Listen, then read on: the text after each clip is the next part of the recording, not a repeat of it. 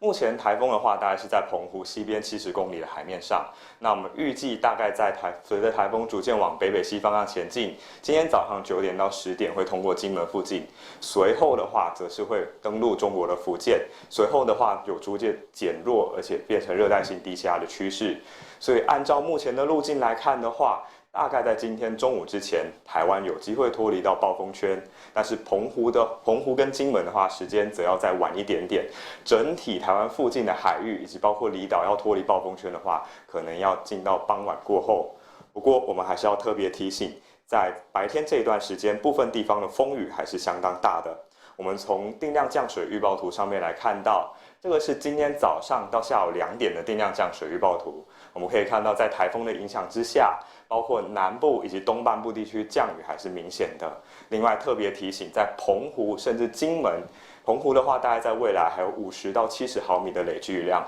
金门甚至在今天早上很有可能就出现100毫米左右的累积雨量，